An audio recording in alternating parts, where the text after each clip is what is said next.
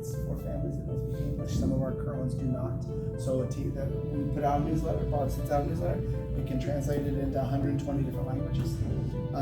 It's one so that the parents will have access to all of their children's information and communication through one site.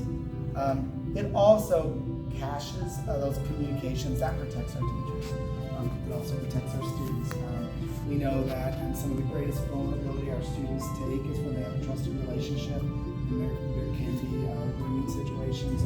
We're really working hard to avoid that. So, a text thread between one adult and 20 students, or one coach and 20 can go to 1 to 5 and then 1 to 1, and that is happening more and more, unfortunately.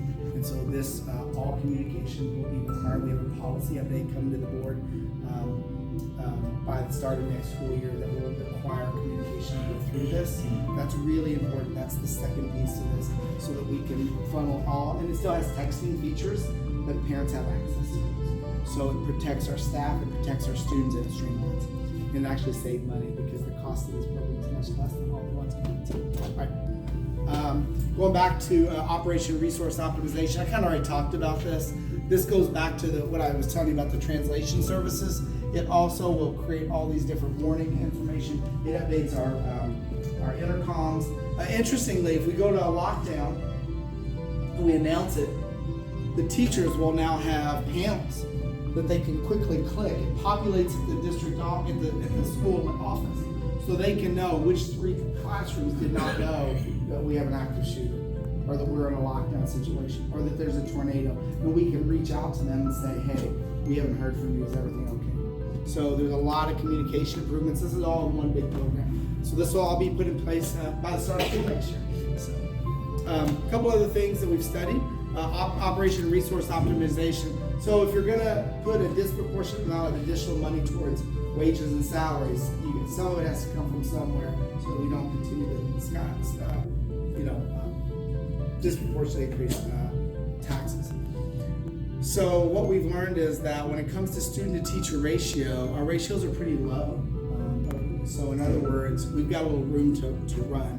In other words, if you look at here, and these are higher poverty schools. All of these are higher poverty. Higher poverty get federal funds. And so they're allowed to have, but if you look at the school districts that are more like us, right, their ratios are 1 to 15, 1 to 16, 1 to 17. We're 1 to 15.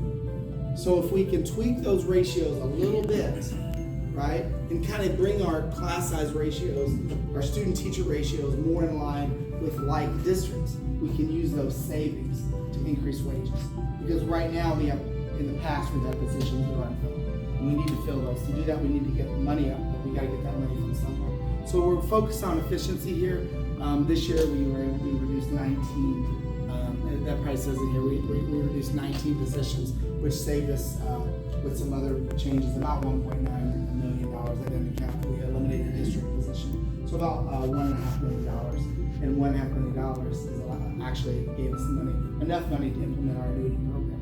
So we're really being careful, right? Because when you're leading a district or you're leading a business, additive-based change is easy.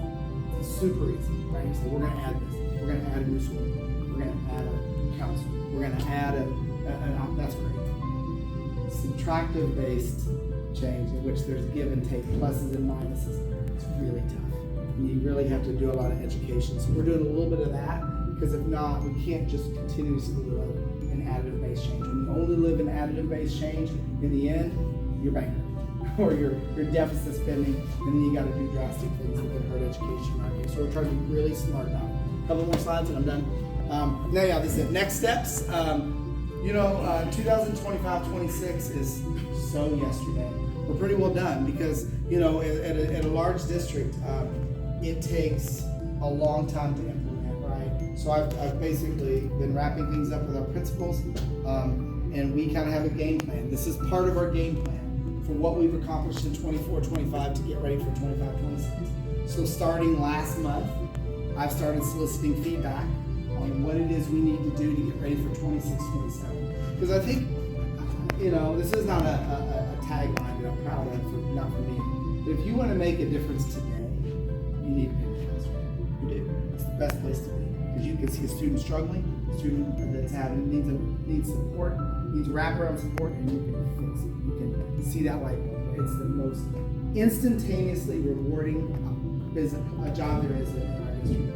If you move to the principal level, right, or assistant principal level, it moves slow. You're just continuously reinforcing, you're working, you're trying to tweak things. The further you get from the classroom, the longer it is to affect change. But that's true with any system, right? We're a large system.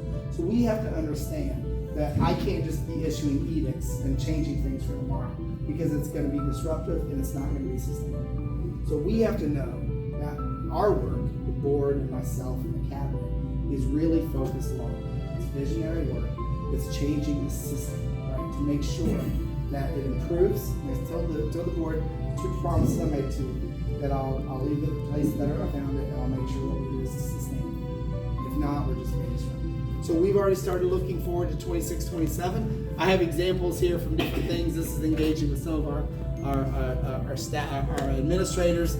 I have lunch with students every once a month. It's always a highlight. I had lunch today with students. It's always a highlight.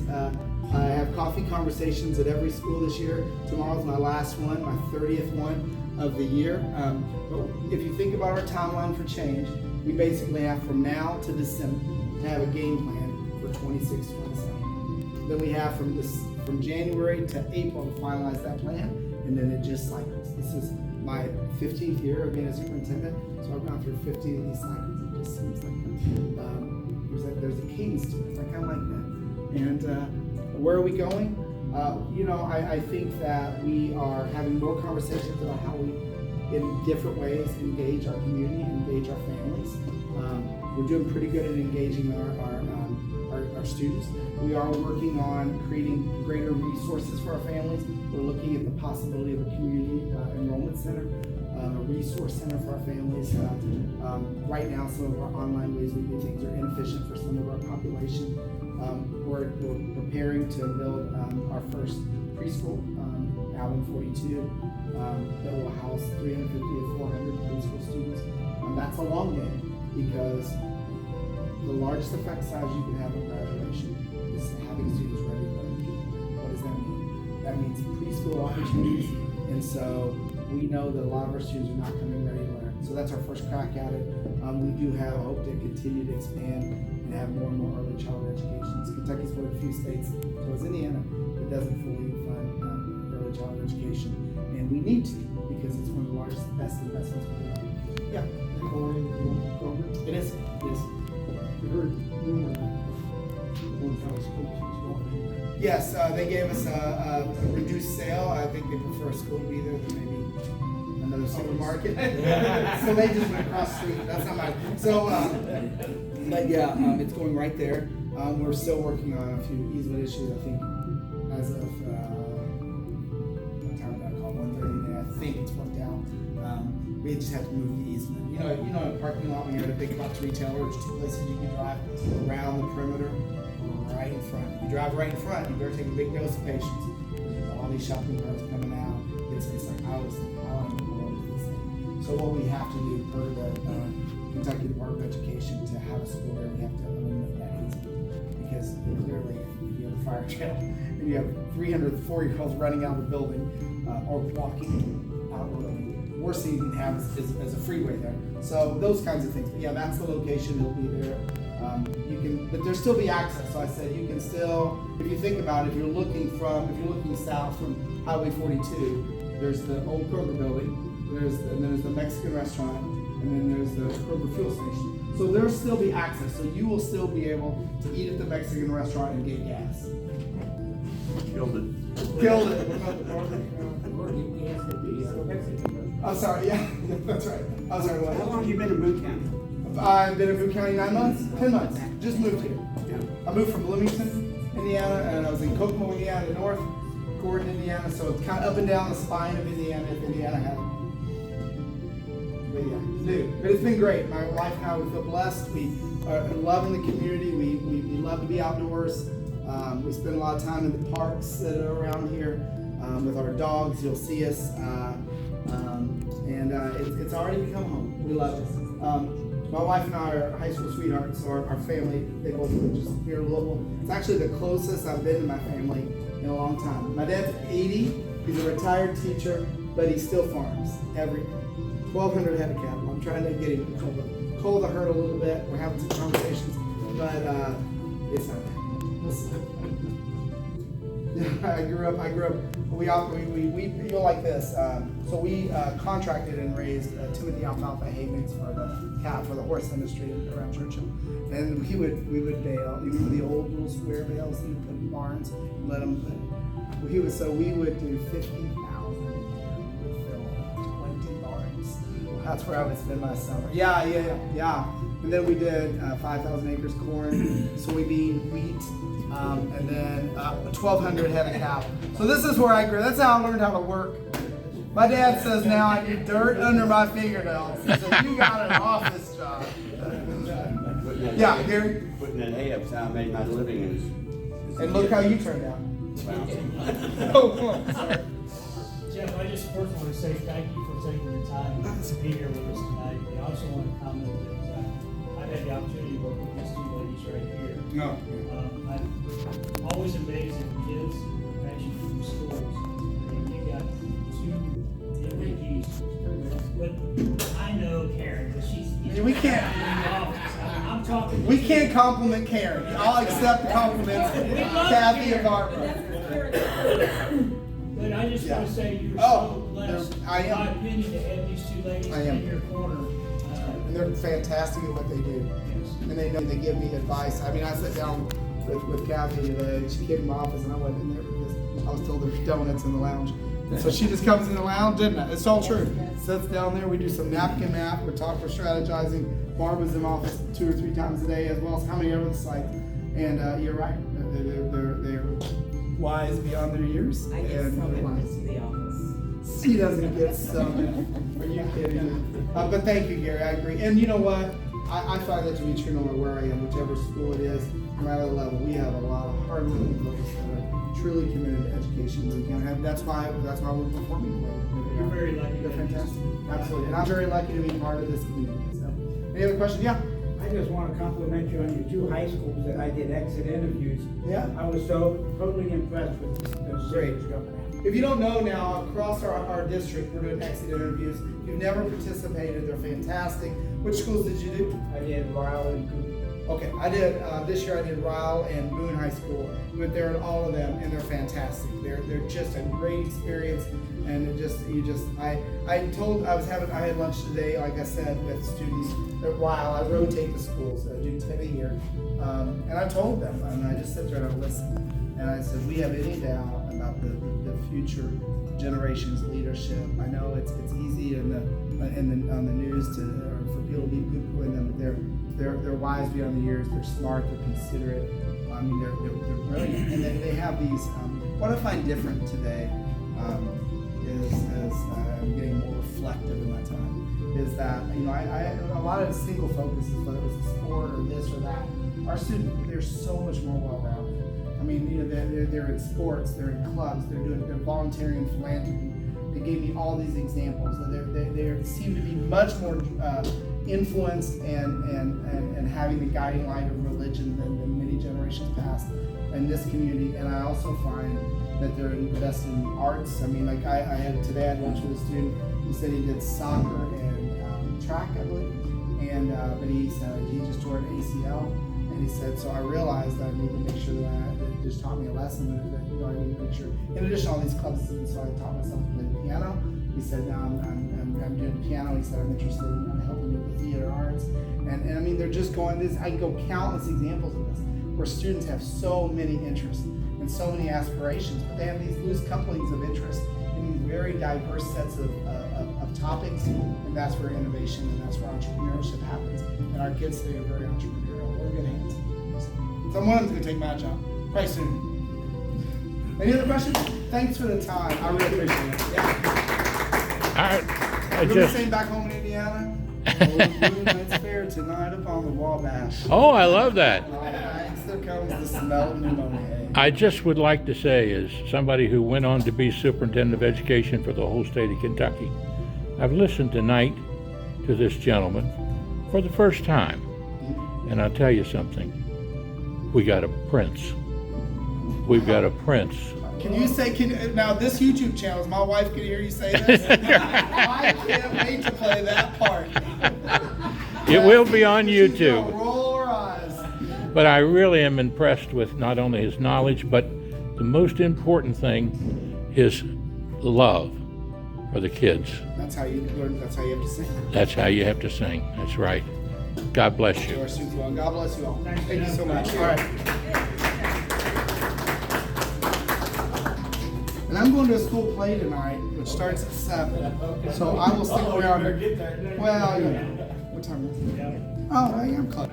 1, 2, and 3. Now we have here, of course, Bill DeAndrea, one of the greatest realtors and the greatest educators in Northern Kentucky. And with him, one of the ladies that is one of the greatest educators that's ever walked the floors of Boone County. And she does a wonderful job. Now tell us your name. Karen Bird.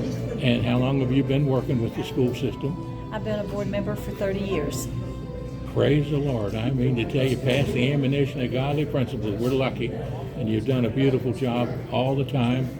Bill, I know, is proud of you, and I'm proud of you very Well, much. thank you. I appreciate that. God bless you and your work. God bless you as well. And thank you for being with us tonight. Thank you, Bill, for inviting me out here. You're welcome. You know, I hope I didn't embarrass you. No, not at all.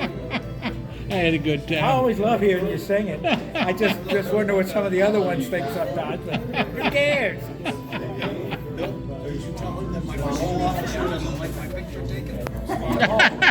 You didn't take his picture. I didn't get it. Only 1,000 times. I love you all. Gotta have fun, you know. Spectacular. How about you?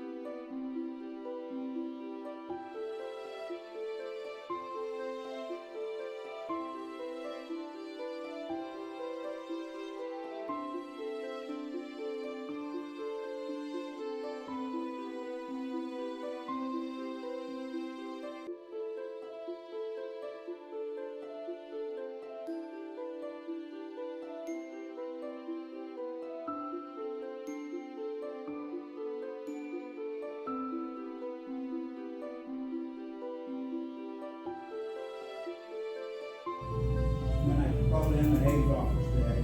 They asked me if they wanted to be long sleeve shirts. All those. Long sleeve shirts for a golfer? Yeah. Somebody's not thinking. We'll move the avenue to Alaska. I don't think I have anything else other than we gotta start working on the whole sponsors. Right. Isn't that what it said? Thank you, man. Bring us 2 ice water.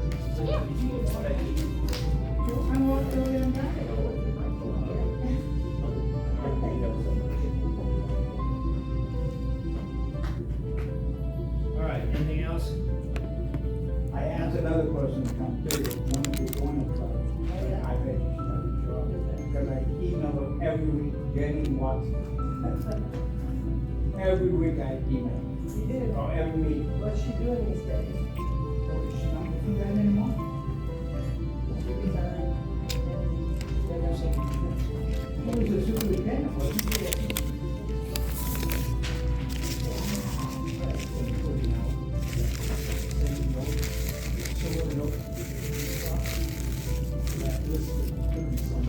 Yeah. And also, add the line last week, this is, you don't want me to bother you anymore. Just let me know. Yeah.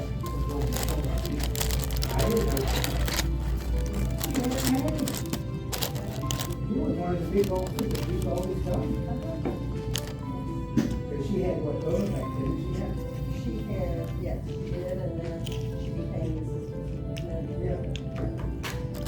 Thanks. Sure. Yeah, feel like, bilingual. Huh? Bilingual.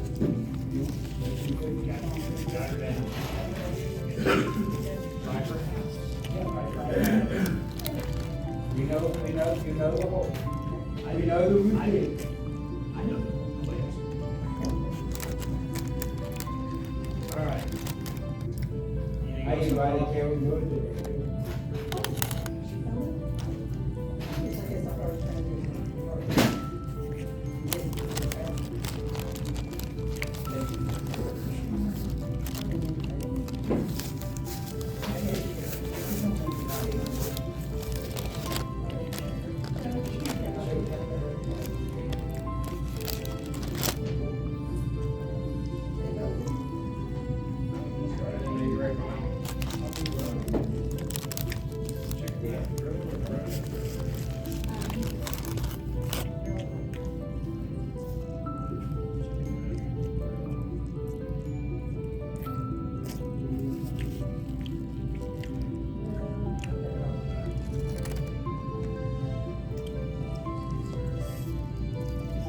This gentleman down at the end, you know John?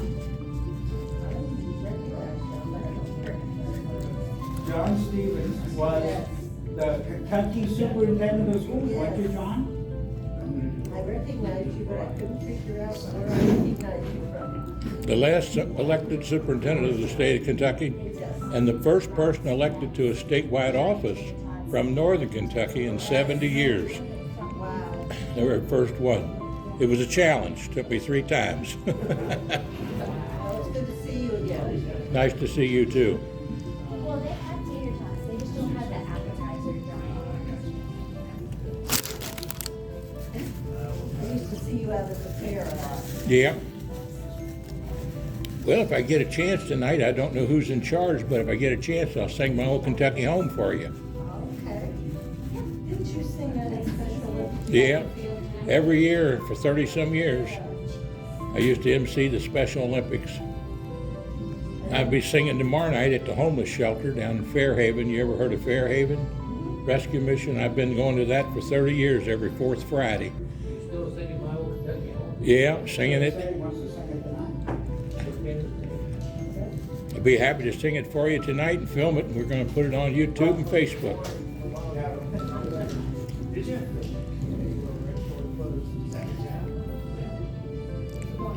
Yes, ma'am.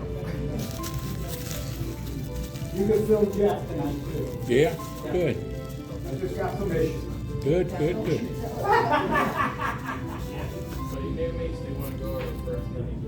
After the pledge, Gary, you wanna do a prayer? What, tonight? I'll get one of these two here to do. No, I'm just trying to line it up. Hey, President, how are you? Well, that's pretty good there. I had to walk them off. There you go. Max about got it.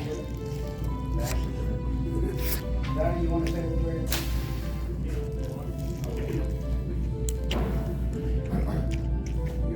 We'll have our veteran, one of our veterans do the pledge.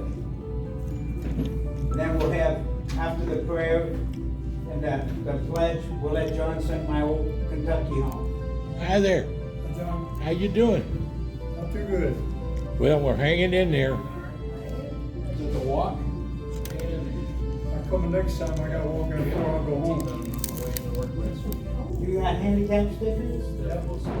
Call if you need. I'll move my car and I'll walk it because I need the exercise. I can't come to the next meeting anyway. I got a procedure at the hospital. Oh, okay. So I don't think I'd be able to do it after night too. You mean, this meeting or the board meeting? Board meeting. Oh, okay. The next meeting's gonna be interesting. The regular meeting. We're going to have a forum. I'm bringing a state senator in and 3 House of Representatives of Boone County. And I'm gonna let John Schickel ask them questions, what they're doing for business.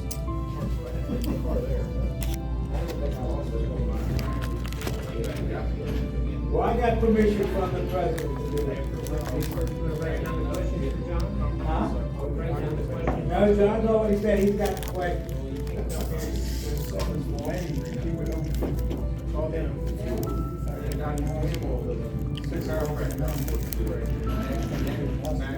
I'm part of that group. That's where they sent me. You think you can talk to me?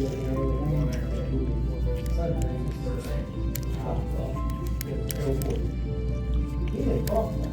Yeah, the other guy did. And he leave. Yeah.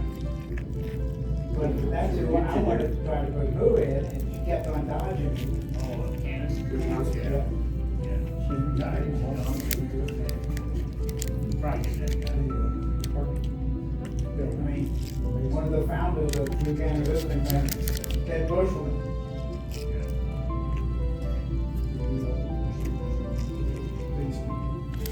Anybody seen the new library down there? Yeah, I was in it yesterday. Was anybody else? Just a few. Are you ready for this? Well, I think Walton's ugly. Hey, That building they got in Walton. what they tore down to build that library right there at Depot Street had been the Opera House back in the 20s. That's gone. It's no longer in use. They got a new one. Where's this one at? Next to Kroger's, Behind Kroger. Oh, on the side of Kroger's. You think the one on 18th, the last one, we don't see this one. But if you ever need to make banners, $18 to make a banner. But the problem is, you guys remember when Bush pushed for that they had to cut back on their revenue they were bringing in every year? You know, they cut the tax rate back to 4%, but every year it goes up. Automatically goes up every year. And they keep building because they got so much money. Library. They can't build us one. Well, they supposed to be lining it up to do it. We're the oldest I know. library in the city. Hebrews had 2. Look how much money. But that the one city that you wanted, hey, I sold it. I asked them, do the dogs howl at night? What they get money?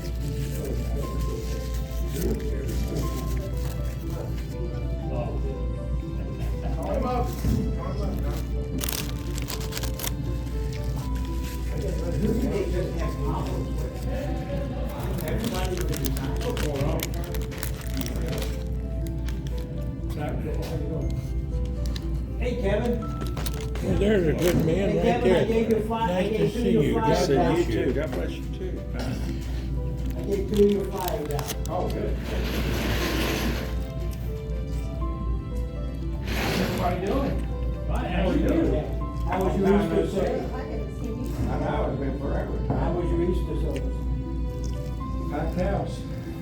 I'll tell you what, I was, You know, the letdown's the next thing. I get around here. Yeah. I went to a 10:30 mass and I couldn't believe. You used to be able to almost shoot a cannon through the church and there wasn't a few open at all Easter. Well, that was good for next week. How was it for next week? It's coming up, so. I mean, I couldn't believe how packed it is. That's what I'm saying. Worst Sunday ever. Hey, Kevin, since we're not in any kind of meeting yet, how did your thing go about sex trafficking? Oh, okay. You know, Did anybody hear me? I guess. I couldn't. Okay. How did that go? Yeah, well, I mean, You had it at your church? well, I mean, no, it was at Main Street Baptist. Okay. It went very well. It was very, very well attended. We used more men there, mostly females, but we're talking close to 200 people, I guess, for a Saturday. I had a family problem, I couldn't go, I was getting ready to. Was there any? But we had 8 breakouts, we had 3 shots at the 8, and they were all very, very well attended. We talked about both international and domestic, and I mean, they just had to be about every topic you could think of. Was there anything decided about what can be done? Help, on a local level, I mean, Well, if you see something, say something. right, I get that. Yeah. If you see something out of the ordinary, I mean, they were just telling us things to look for, like the airports, the malls, things that are, if it looks like she doesn't belong with him, or he doesn't belong with them, look at the eyes of the kid and see if they're trying to communicate with you. If it looks out of the ordinary, use your common sense. Never approach, get mall security or airport security and just get it checked out, Their thing was, if it's nothing, then no harm, no foul. If it is something, then, check Is it there out. any kind of local law enforcement that has a task force associated with this? or Well, maybe Detective at the high Figgins level? was there, and he was talking about what a lot of things they're looking at right now is these massage parlors, there's one open out there specifically. Well, they're like whack-a-mole, because they'll close down Yeah. on the same shop and set up down the street, it's the same. Oh, I know. And then when they, a lot of times they get wind of it somehow, or see them coming, and they swing it with them. So, I mean, they talk a lot about the international, which is very, very sad. They're talking about up to 1 million in this last year. I'm not gonna get political, I'm just gonna state what it is. And of those, the vast majority of those children are dead. Probably never gonna be. It's so nice to see you. The frustration with the current administration is Yes, that we moving a lot quicker. How's Brenda doing? Will you tell her I said hello? Last administration is still. Huh? Tell her I said hello. I miss you all. That might be a good question to bring up. We're still hanging in. I know. I know. I love you. But in my subdivision in Glenhurst, just recently, there's been a couple of close calls where vans are rolled up and kids are playing out back and they're trying to snatch them. I'm not trying to be discriminatory or anything, but they were Latin. And, that's the part of it. If you do lose them, man, obviously see them again or not there. They got a network. He's all peppered on it? And the amount of rich people that are being fed these kids, that are not only of means, but of famous. I mean, that needs to be, I don't care who they are, they need to be arrested. And I think if it had Hello.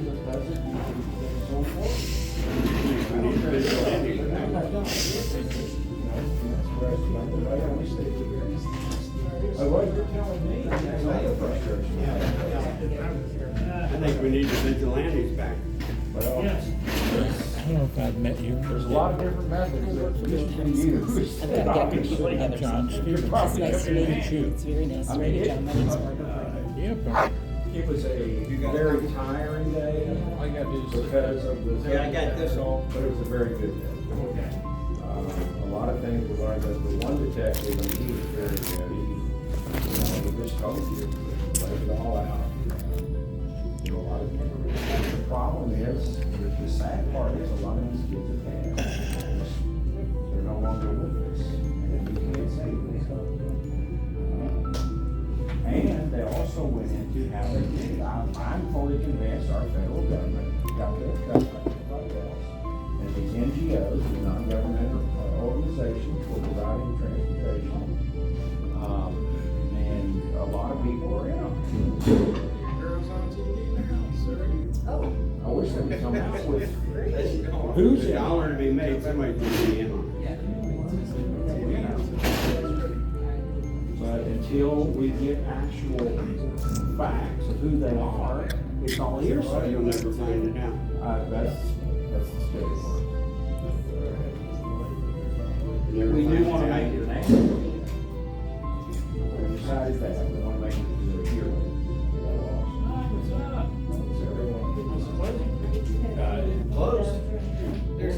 We did, we're completely out of it. We didn't print it. And honestly, we didn't anticipate the crowd, which is a good thing. Yes.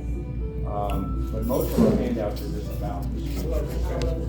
And 3 of the speakers were. I just looked down at a whole bunch of dots. That was a joke. Oh, I had to leave like a softball. Yes. Let me, Something happened and it committee changed. met last night, so That's the only something. I can get it in the. Yeah. I mean, what's the shirt on? It's just whatever you use, whatever. Well, My wife I got didn't in hear here you had a sprinkle on the job. pretty well. I don't know, I didn't get there. You didn't? I thought about one for me. She wants to do preschool. That's a big I deal. would be a bus driver Yeah. today if they didn't cut it down. Yeah. They wanted to try to be in on. Oh, yeah, well, I used to go in at You- 6 o'clock. 4 or 5 more things.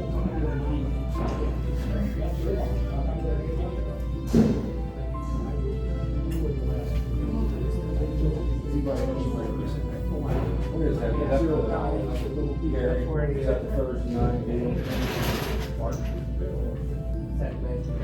Oh, I'm not as good looking as her.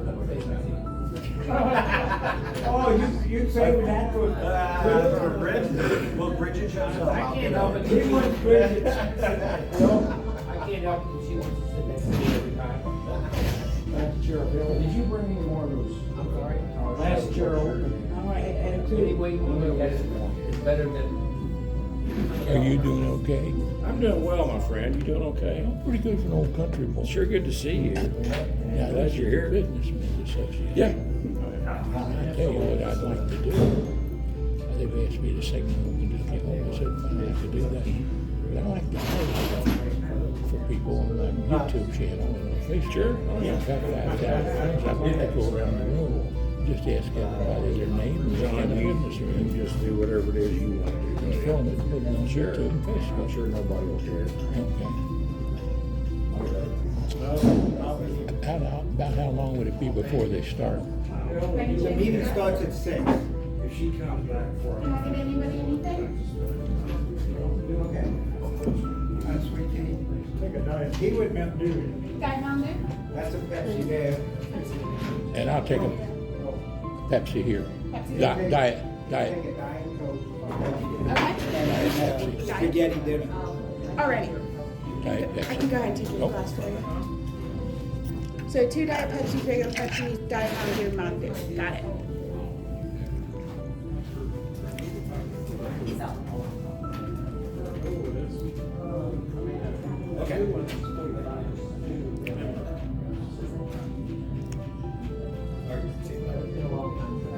Who's in charge right now, Bill? Who's in charge right now? That's Dave Snyder there. Oh, Dave, how you doing? Come on over here a second. John Stephenson. John Stephenson, I used to be yes. superintendent of education for Yes, the state of Kentucky. okay, there you go, But yes. now I have my own YouTube channel and Facebook page with 5,000 friends.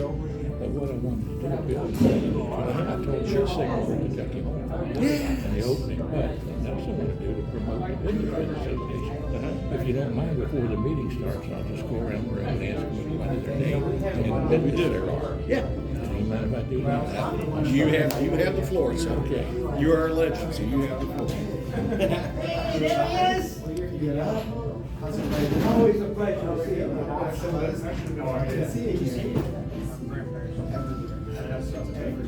I want to introduce you. There's some, answer I had to. What do you want to introduce you to John Stephenson? John's pleasure. He was the last Jeff House. Kentucky Superintendent Of Education. of Education State of in Kentucky. Kentucky. The last? The last elected one, 1992. Oh, and then we moved to appointed. Okay. But I was also the first person elected to a statewide office from Northern Kentucky in over 70 years. Congratulations. I I'm like looking it. forward to hearing from you tonight, Well. and I'm going to film this and put it on my YouTube channel and Facebook page. Film away. Film away. Are you, so 1992? I'm old, I'm 81. Indiana used to have elected, and we moved to appointed also. About, but not very long, 8 years. Maybe. How are you doing? Nice to see you. Yeah. Yes. Nice. We didn't know about that. Don't worry about me. I don't matter. Car show? Yes. I may need to know a little bit about that. Our show. Sure. There's the address. I'm gonna have to try to find it. Yeah, you couldn't find it yet. Find your way. We would let you drive. Well, I started early. Everyone There you go. that started at That day? Oh, most of them died. No, this is. Most of them were died. Oh, It's like okay. the first spring was today, Saturday.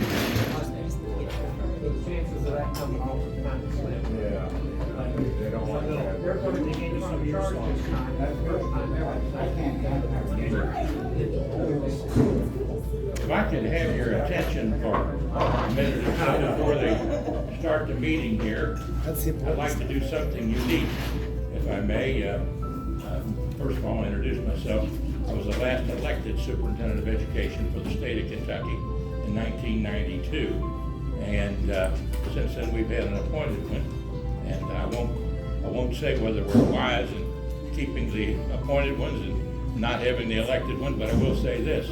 I've learned a lot from having been the elected superintendent of education. But the most important thing I wanted to do tonight, other than sing my old Kentucky home for you, is I wanted to go around the room and ask each of you, a lot of you that I know personally and have known for the years, at 81 years old, I'm still hanging in there.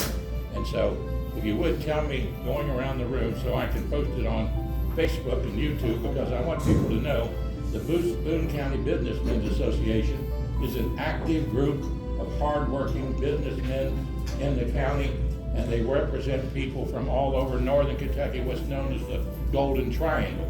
I always talk about it a lot. I learned that name from my former boss, Congressman John Breckinridge, when he called it the Golden Triangle of northern Kentucky, Fayette County, Jefferson County, Fayette, Lexington, and Louisville.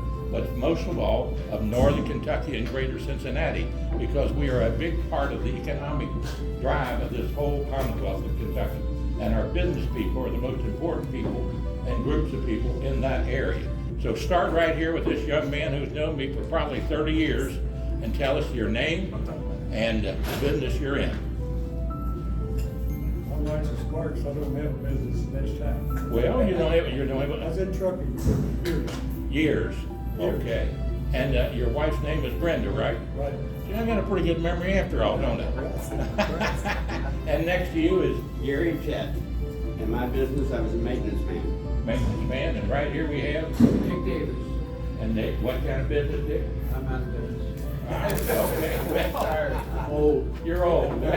Hey, one, I guess I'm old too. And down next door to you, Don Davis.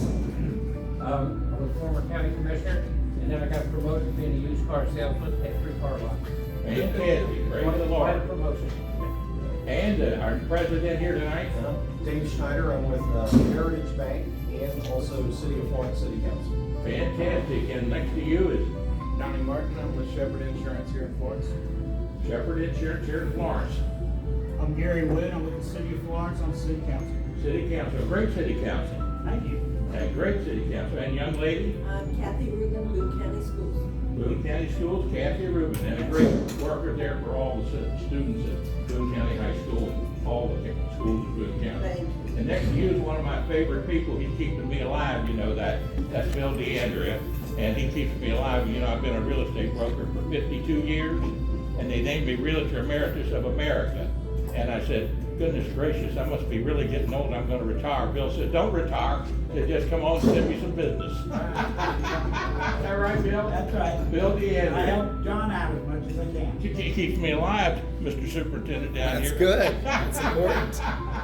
And come right here. Quite sure I'm retired. Retired, and this young lady here, I saw her working around here with the TV channels and the station. What's your name? Barbara Brady, Boone County Schools. Barbara Brady, Boone County Schools. You must have something to do with technology then. Everything. Communication. Marketing, communicate, everything. She keeps me looking good. Well, I appreciate that today. In today's world, we need that, don't we? Well, and I'm John Stephenson. I already told you a little bit about me, but the smartest move I ever made was my wife, June Diamond Stephenson. Now, she happens to be from Campbell County. But every time you turn a rock over in Campbell County, you find another Diamond Diamond. She was one of 9 children. So I did well. When I married her, I thought, boy, just think of the votes she could get. Right? Well, God bless you, and I look forward to your meeting starting, and I get a chance to take my old Kentucky home for you. I have sung it in every county in the state of Kentucky. If you haven't been out on my YouTube site, it's called Travels with Dr. John Stephenson. You can see the history of all 120 counties and the overall history by Dr. Thomas Clark, who was a great historian and my teacher, believe it or not, many years ago at the University of Kentucky. I'm so thrilled that we have the Northern Kentucky University, and I'm proud to be one of the people that started that with over 3,000 signatures gathered when I was president of student government in 1968, and Phil King, the state representative in Kenton County, and the Boone County folks, and the Campbell County folks, Art Schmidt, with Governor Louis Nunn, signed the first authorization for the 4-year college to start. And I was proud to be a part of that, gathering 3,000 signatures. God bless you all, and I look forward to being called upon to sing my old Kentucky home. Now I'll sit down and behave myself. And I'll turn the camera off for right now.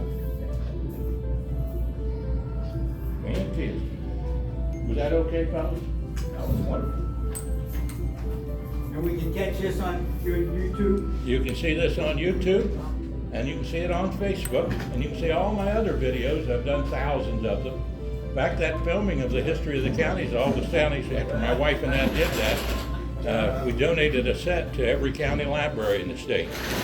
And then we had it on public access television for many years. But now the teachers can actually go out on YouTube, and they can get both my Santa Claus Education Series shows and my Santa Claus Entertainment shows for teaching children. And they can see the history out there of all the counties, and they can see our trip through 8 countries in Europe, including 2 communist bloc countries before the Iron Curtain came down. So there's a lot to be seen there and learned by young folks. And just remember, it's the Holy Spirit's job to convict, it's God's job to judge, it's my job to love. And that's what an educator is all about, is love. Love. I'll try to sit down now without killing myself. Be careful.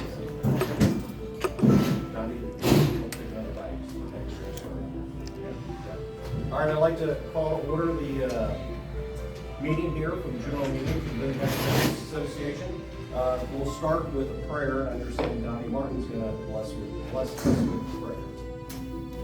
Lord, we thank you for this meal and the opportunity to gather together and as food nourish our bodies and our minds. May our conversations be forthcoming and doing God's work in our community. Pray for productive meetings. If we can help people out through our gathering and we're coming together. We hope for healthy way home this evening.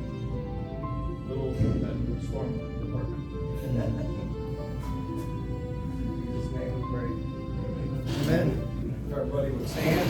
I believe we're going to have the veterans. We're going to have the veterans start the pledge. I pledge allegiance to the flag of the United States of America and to the republic for which it stands, one nation, under God, indivisible, with liberty and justice for all. And should we remain standing for the singing of Kentucky Hope?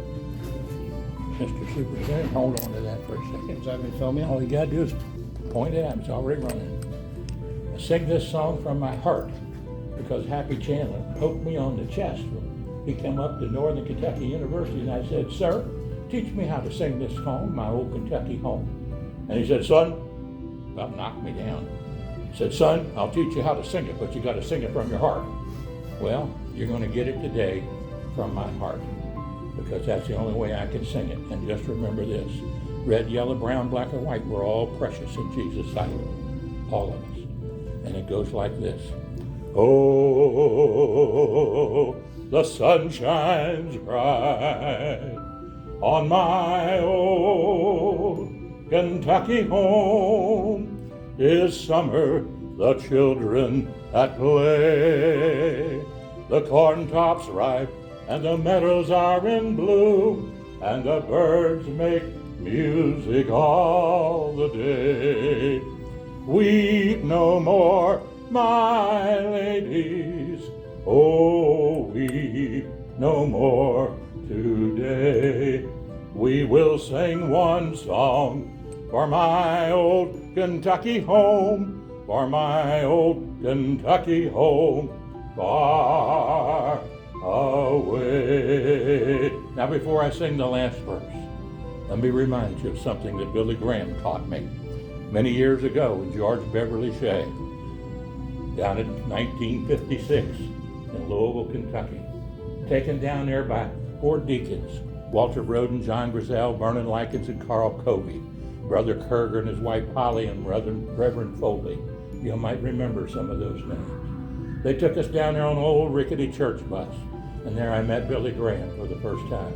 My best friend was out in the audience, and I didn't even know it, and you know where he was?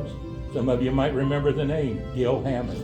He was a teacher at Beechwood High School for 10 years in science and chemistry, and he became later the UniServe director for the Kentucky Education Association, and was probably responsible for me receiving the award as the outstanding, not teacher in the state, but the outstanding citizen in the state, promoting public education. I was very proud to get that from Kentucky Education Association.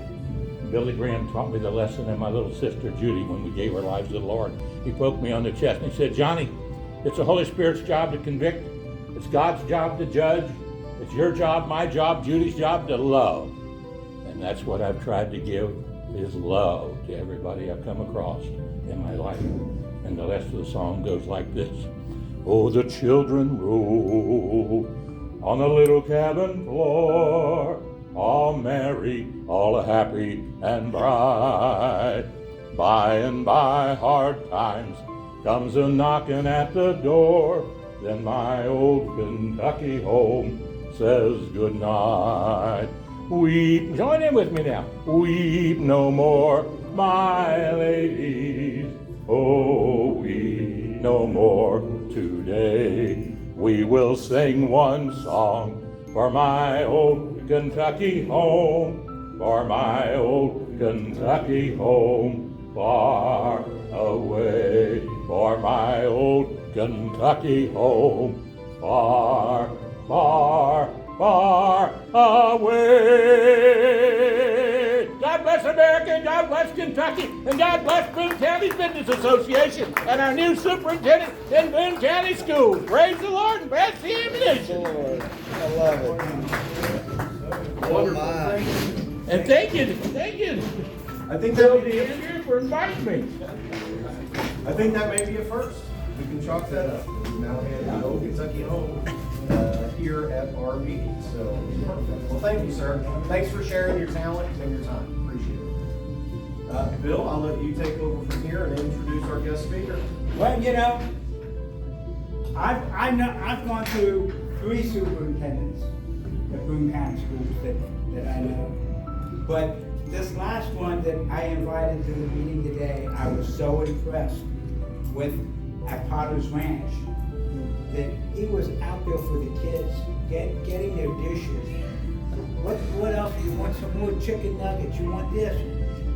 He was busting the tables.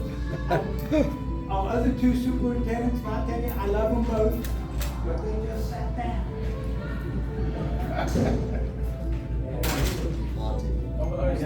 So, with that, I have asked Bob if we could have a guest, have him, the superintendent of Boone County Schools, to come and talk.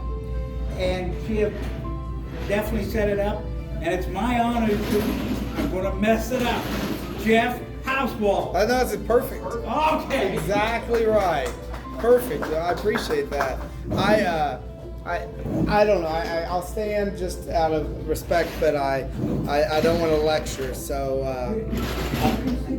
no, I just don't want to lecture. I feel like I don't want to be. But it's hard to follow. I mean, a former superintendent, state superintendent that can sing the state song with that sort of not only love and passion, but with that deep, is that baritone voice? What would you? Baritone? Yeah. So I'm not even gonna try. I don't know that I want to follow. I feel like, especially as you wax so poetically about the state, the importance of education. I feel like my work is done here. So I don't know what to say. I'll tell you a story because I got a lot of stories, a few stories, not as many as you. But so I grew up in southern Indiana, near the banks of the Ohio River. And so I have been a Hoosier the first 50 years of my life. So I'm 1 year as a proud Kentuckian. But I'm proud. So I didn't say Wildcat. I said Kentuckian. There's a difference in my book.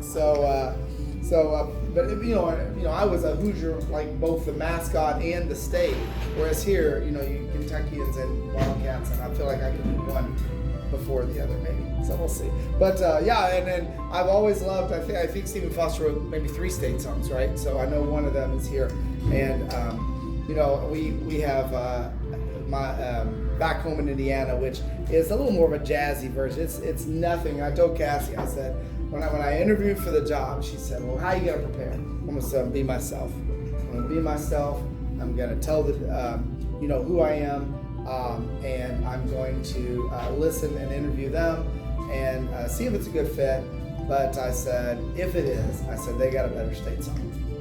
They do. They got a better state song. And I said they've got the rolling hills.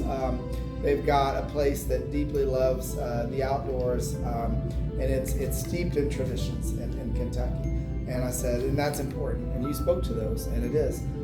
I can kind of sing Back Home in Indiana, but it's different. It has a different feel. I remember when, growing up in southern Indiana, I can remember they had a little town square. I grew up in Corydon on a farm. They had a little town square with a little gazebo, and they'd have bands on Friday nights. And sometimes I remember that there would be a hello. Now I got a feet of 45 when my bosses is here. So I remember that they would be sometimes they played bluegrass, and when they played bluegrass, and I've always loved bluegrass, they would play My Old Kentucky Home, and they'd say, if we're a bluegrass band, we always play My Old Kentucky Home last, and if you're from Kentucky, you need to stand. And so even then I thought, one of these days I'm gonna make it south too, or actually I guess I moved northeast to Kentucky, but nonetheless, it's a blessing to be in Kentucky and to be part of your group, and really just the profound appreciation people in Kentucky have for public education, and importance it plays in this state is something to be noted and really respected. So I want this to be a conversation. If you have questions, far be it from me. I don't want to lecture. I do have a few updates of things that we're doing, but a conversation is better. I think Barb said 2 hours, but give 10 minutes for questions. I don't know if that's true, or if I misheard that. 3 hours. Oh, thank you. I got another hour. There's no. No, I will not just droll on forever. So I've been working on. They say that when you have the opportunity to serve a new community, you don't bring a blueprint, right? You don't come with solutions. You come with an open mind. You really spend a lot of time engaging with people, board staff, families, students, and then you come to understand the challenges and the opportunities, and then you create a blueprint. We may have a toolkit and strategies and solutions, things that I've done before, things I've never done before, but you're really just bringing with you a process.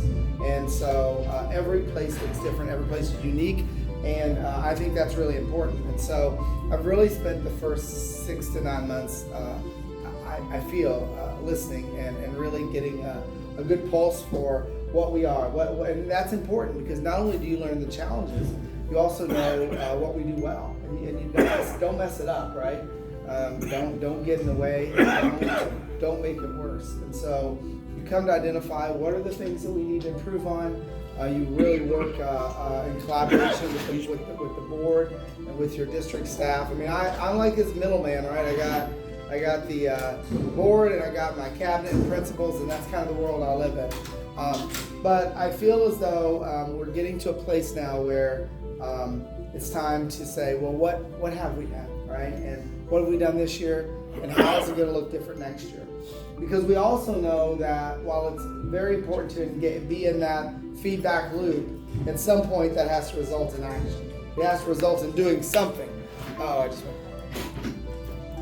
Of course, right when I go look at the PowerPoint slide. I didn't do it. Was it you? Well, I can bust the tables from way. Right. So, and HDMI 2, I'm not sure what, there it is. So anyway, I can tell you what I was going to say. So, I am not a golfer. So, I have golfed on occasion. That's a good picture. Yeah, I've golfed on occasion, but I'm not a golfer. My farm, growing up, was next to a golf course. So there you go. That's my connection. So One thing I would like to say, we as Business Association appreciated you being there last year. Oh, I loved it. It was fantastic. Great event. And I'll be there again. I'll make sure I get on my schedule. It was a great event.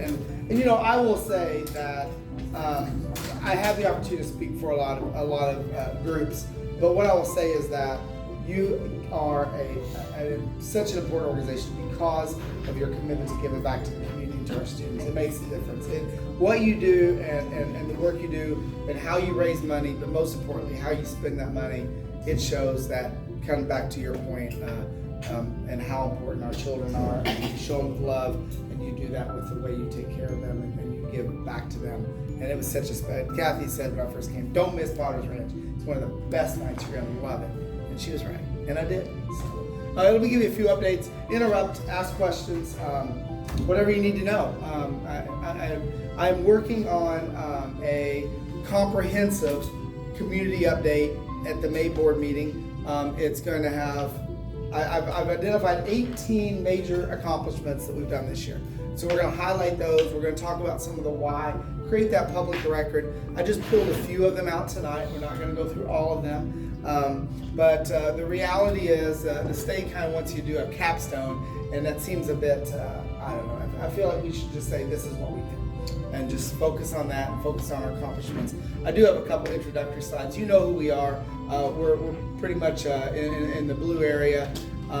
Interestingly, I thought you'd find that we are pushing 21,000 students, and we know that we expect to hit that in the next year or two, especially as we expand pre-K. Some of those numbers aren't in there. Our reach is much broader than just K-12, but 20,600 students. We're the third largest school district in Kentucky, behind, of course, Jefferson and Fayette. Our general fund budget, these are business folks, right? So $293 million. So that's our annual budget, pushing $300 million. So it's quite a responsibility. We really look at our operations in two ways, and we're starting to redo the org chart a little bit and clarify it. We have our learning side, and then we have our safety and operations side. They have to go hand in hand, right? We can't. If we have safe schools with no learning, we have prisons. If we have learning with no safe schools, heaven help us.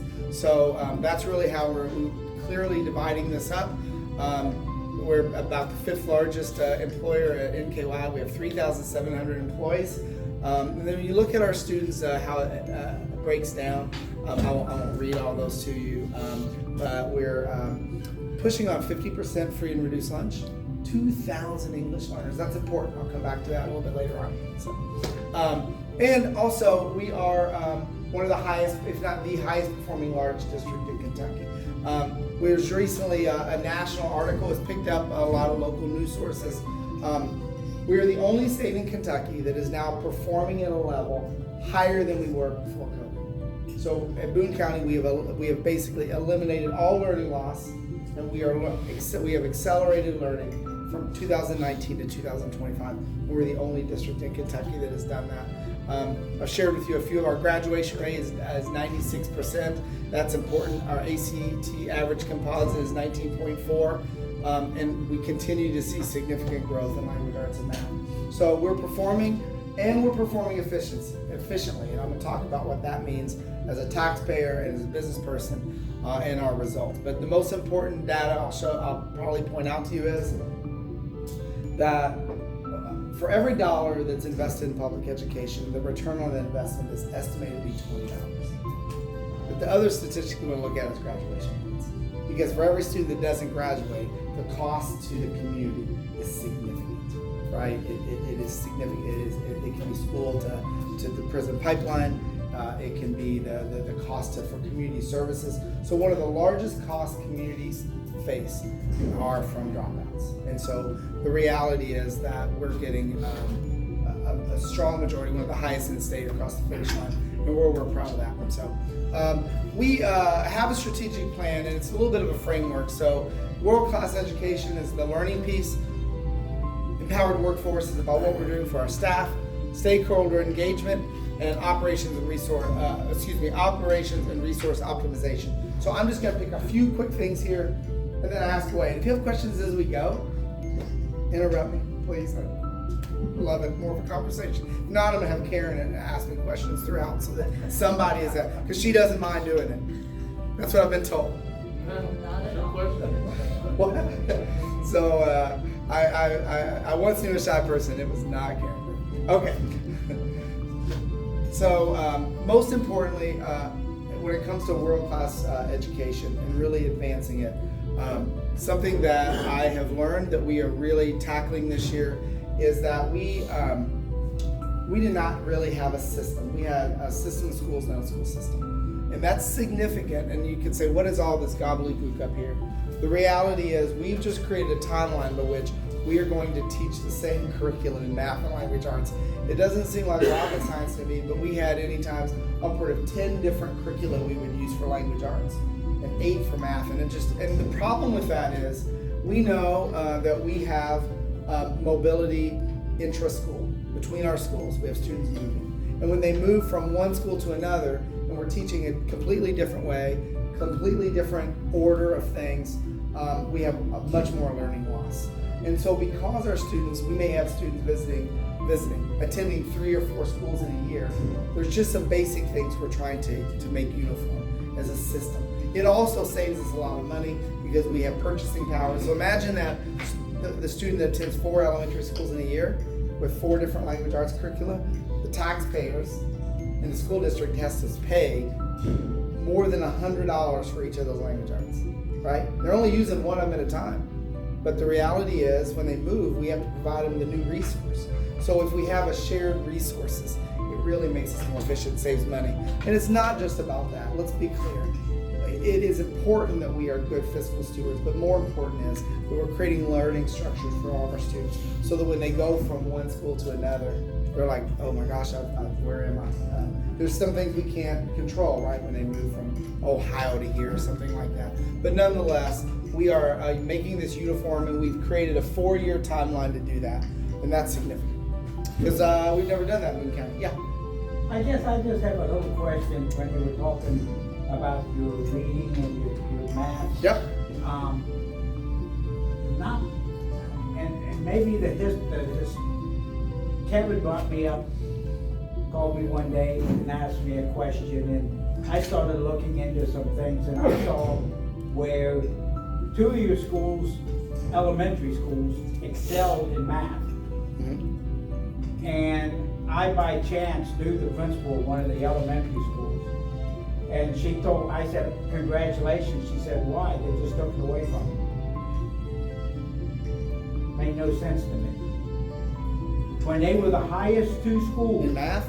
In math. Well, if you go back on I don't know if you can go back, because we haven't, I'm not sure what that is because we haven't even adopted a common math curriculum yet.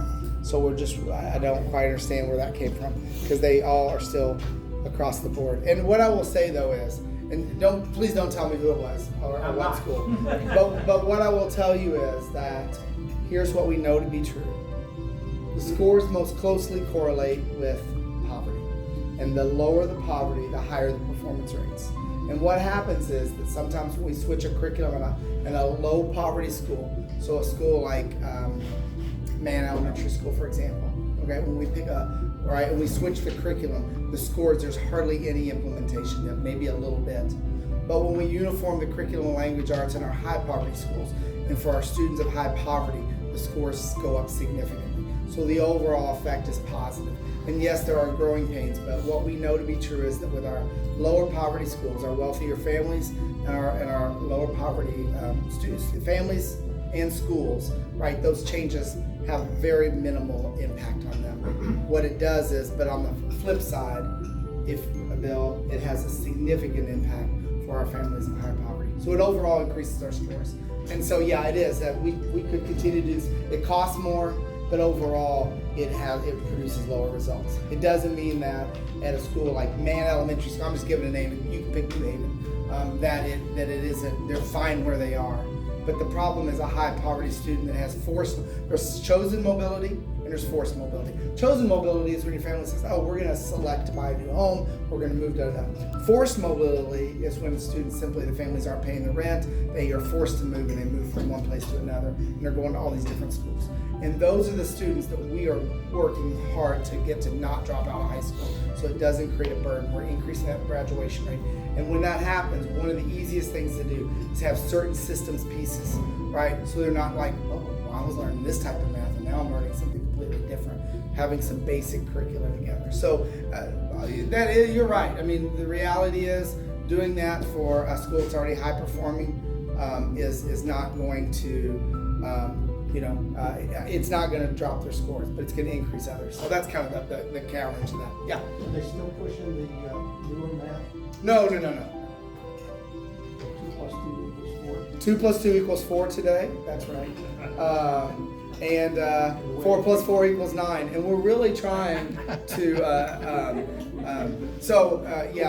In all seriousness, I mean, I back in the days, I was a math teacher, by the way. What I understand, the fact that you had the process break, the fact that you got 9 out of that, you still got credit? If you get 9 out of it, well, it depends who's evaluating me. I hope that you don't. So but I was a former math teacher. But I didn't tell you my whole story, but I always wanted to teach math, and I did, and then I got talked into going to administration. But my dad was a science teacher his whole life, and I love teaching. So, all right, let's talk a little bit. I'm going to keep going because I'll stay as long as you want. So the next thing that we're doing is, this goes back, if you remember, we talked about the fact that we have 2,000 English learners in our district, so 10%. Now we have some schools in which it's much, much higher. We go into schools and do what we call a takeover. I make the cabinet. Kathy knows this. We go into a school and we alleviate the office and the principal and the counselors. We buy them lunch. They do some training, and it just reminds them that we can do this, right? Kind of like you were talking about busting tables. I can do lunch duty. I can answer the phones at the front desk. It's good for us once a month. But I was at one of our schools, and one of the teachers had an impact, a profound impact. Teacher came up to me, and she just looked frazzled. I said, "Bring him in." I said, "I was doing lunch duty at this elementary school," and she said, "Dr. A, it's challenging this year." She said, "But my 20 students, 9 of them do not speak English. There's 5 different languages," and she said, "I can't even. They're all no wonder they're bored. They're all over the place. It's difficult for me, and we don't have people who speak all the languages. We have languages that are coming in, like Chuckese. Have you guys heard of Chuckese? It's a language that we're getting in where we really have no translators for. Chukka is the second largest island in Micronesia, and they speak Chuckese. So we know that through the immersive learning experience, they are going to learn English. They're going to learn English on the playground. They're going to learn English in the cafeteria with their friends. They're going to learn English, and they're learning it. But the problem is, the 2 to 3 years it takes to learn it, there's learning loss. Because there's 3 years where they've not learned math, or social studies, or science. Social studies is basic civics. We want them to understand, you were talking about our great country. We want to understand about our country, how it works, why it may be different, and why it's worked for 225 years. And so, almost 250 now, I guess I'm over. I'm a little behind on my math, excuse me. I was a math teacher. So what we're implementing, and the board has graciously agreed to help us with, is we're implementing really the first in the state of Kentucky translators in every classroom next year. So our teachers will have these little devices here. They're lanyards. They hang around their neck. And while they're teaching, these boxes on the wall will translate to every student so that they will be learning in real time. So you say a sentence, you pause. Sentence structures vary by language. So you may that sometimes the directed and the subject and the object are reversed in the order. Adjectives go in different places, but none of they pause and it translates in real time. So that way our students can learn math, social studies, and science in real time while they're learning English with our English learner specialists. It's going to be a game changer for us and really advance those scores. It's the right thing to do. There's also some other benefits. I don't know when you were in school, but at high school you might have taken French or Spanish. I took French. But if you think about that class experience, most likely when you walked into that room, I bet the teacher for about 3 or 4 minutes spoke English. They were setting up the day. Welcome everybody, we're going to do just a reminder, turn in your assignments. We're going to be doing this thing. And then they moved into French instruction, Spanish, German, whatever it was. And then at the end of the day, they probably clarified the expectations in English to make sure you knew what was expected. Well, that's where we don't have the ability to do that, right? So they don't have any ideas. So they're discipline issues. They're just sitting there disengaged. This allows us to do that. So this will go in place. And I gotta tell you something else. When the alarms go off, back for safety, and we need to, what do? If you don't speak English, there's alarms going off. Do you get in the corner of the room out of sight of the door because it's an active shooter and we're going on lockdown? Do you go under your desk or to a protected room because there's a tornado? Or do you go outside because there's a fire? Oh my goodness. How do you tell 9 8-year-olds to speak 5 different languages that this will do it instantly and communicate to them what they need to do in their language. So it's a safety feature. Yeah. You mentioned that when the kids get there, because they can't speak, there's the language barrier, they lose 2 to 3 years. They can until they learn English, right? Do they go to the next class though? Does the 3rd grade go to the 4th grade even though he hasn't learned anything? So it's an individual decision, but generally they are oftentimes promoted because students should really, you get like 1 retention, and then after that they kind of age, they need to be with their peers to advance. And we are very careful because as we're assessing them in their native language, they're normally not academically delayed. They know the material, right? And they're learning it as they go. So generally that doesn't happen. It can situationally, but then oftentimes when you retain a student, it increases the likelihood they drop out. So we try to keep them with their peers and accelerate and target learning for them because when we retain them, it's more likely they're going to drop out of school, and we're trying to avoid that. So, good, great question. So anyway, this is, the other nice thing about this is it's going to save us some money, because when we have case conferences for special education and the families don't speak English, by law, we must have these annual meetings. We have to pull sometimes a Spanish teacher away from the classroom, or we have to pay a very expensive translator. So it'd be more like the United Nations now, where we can have these meetings and translate. So there's a lot of benefits to it. So it's really innovative. It'll all be put in place. All 27 of our schools, we were going to phase it in over 3 years. And the principals were like, well, who are you going to pick? And so I really appreciated the board's support and said, let's make the investment and do it all at once. So this will be in place. There's another feature to that I'll tell you about later. What kind of cost involved? $9 million. $9 million. Made the largest investment I've asked the board to make. However, I'm going to talk about some, what? Karen said, I didn't think of that. But I'm going to talk about all, that's not the only thing here. Here's I will tell you, I'm going to flash forward, because Karen's going to say, whoa, just to be clear, that really isn't the cost for the translator. The translation piece doesn't have a lot of cost. We're doing all new infrastructure and wiring in all of our schools, all new speakers, all right, all new digital messaging in our hallways, all new safety features. These lanyards that you see here, I'll just tell you as a sneak peek. If you squeeze them on the side, emergency alert to the office, no matter where. Playground, classroom, if there's a student with an emotional disability, the teacher's in danger, anything, emergency response. So what do you put a price tag on that?